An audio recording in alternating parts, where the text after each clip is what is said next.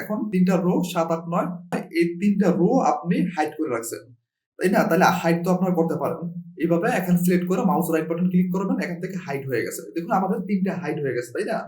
C number কলামটা hide করে রাখছেন, column এবং রো হাইড করে রাখছেন। যেটা আপনি হাইড করে রেখেছেন সেটা চাইলে আপনি অথবা অন্য কেউ আনহাইড করে দেখতে পারবে।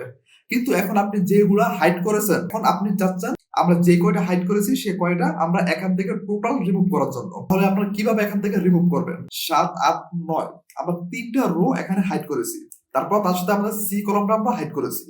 এখন আপনি চাচ্ছেন এটা তো আমরা হাইড করেছি, এখন আমরা হাইড অবস্থা কিভাবে এখান থেকে রিমুভ করব? বিশাল বড় একটি ডেটার মধ্যে আমাদের হাইড করা আছে, কিছু অংশ আমাদের হাইড করা আছে। এখন আমরা চাচ্ছি এই হাইড করা অবস্থায় সেটা এখান থেকে রিমুভ করার জন্য। যখন আপনাদের বস আপনাকে বলে অথবা যখন আপনি কোনো কাজ করার সময় আপনাদেরকে প্রয়োজন হয়, তখন আপনারা সহজে এই কাজটা করে দিতে পারবেন।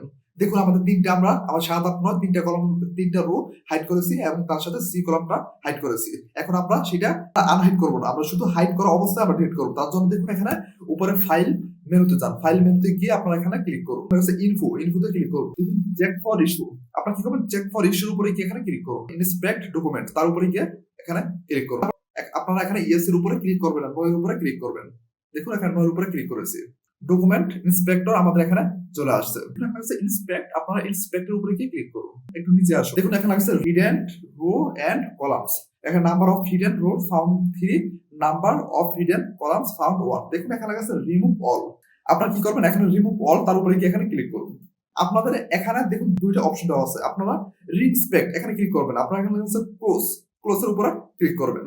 এখানে শিটে যাবো, শিটে আমরা আসছি। দেখুন আমাদের এখান থেকে কলাম এবং রো এখান থেকে চলে গেছে। দেখুন আমাদের এ বি সি, দেখুন আমাদের কলামটা, আমাদের সি কলামটা আমরা হাইড করেছিলাম, সেটা নামটা ছিল প্রোডাক্ট নেম, সেটা হাইড করা অবস্থায় ছিল।